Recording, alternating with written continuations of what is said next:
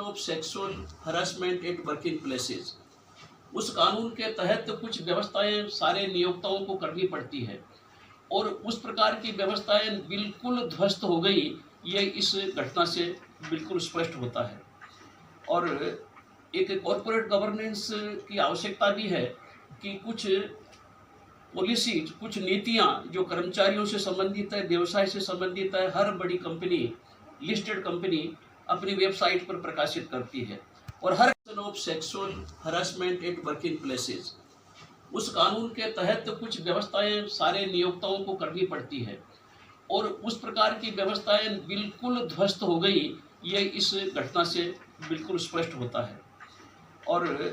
एक corporate governance की आवश्यकता भी है कि कुछ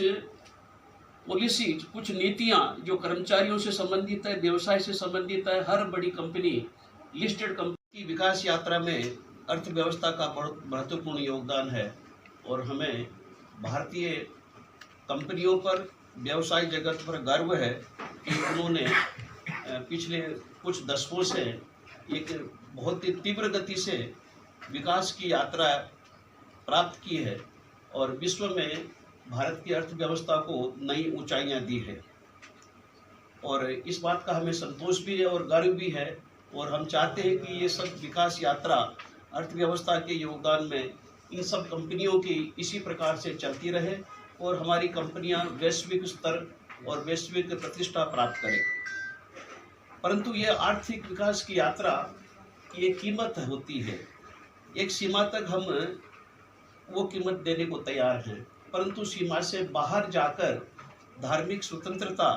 या सांस्कृतिक हमारे मूल्यों पर चोट के आधार पर इस प्रकार की विकास यात्रा हमें स्वीकार नहीं है। अभी नासिक से जो टीसीएस कंपनी में समाचार आया, पूरे भारत में हिंदू समाज को झकझोर कर रख दिया है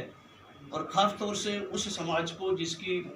बच्चियों में तो ये सब चलता रहता है, यानी महिलाओं के शोषण का जब शिकायत होती है तो वहाँ के जो प्रबंधक है, जिनका ये दायित्व बनता है कि महिलाओं को एक सेफ वर्किंग एनवायरनमेंट मिले, एक सुरक्षित काम करने का एक वातावरण वहाँ पर मिले, जिनकी एक दायित्व है, वो कहती हैं कि ये तो बड़ी कंपनियों में चलता है और कोई कार्रवाई नहीं होती। इसका अर्थ यह है कि ये सिर्फ जिहादी तत्वों का ही विषय नहीं है, ये उस प्रबंधन में बैठे उन प्रबंधकों की मानसिकता का विषय भी है, जो इस में तो ये सब चलता रहता है। यानी महिलाओं का अभी होना बाकी है, तो बाकी कंपनियों का नाम लेने का अभी समय इसलिए नहीं है कि वो अपुष्ट समाचार हैं। जब तक वो समाचार पुष्ट नहीं हो जाते, जैसे नासिक के मामले में बिल्कुल पुष्ट हैं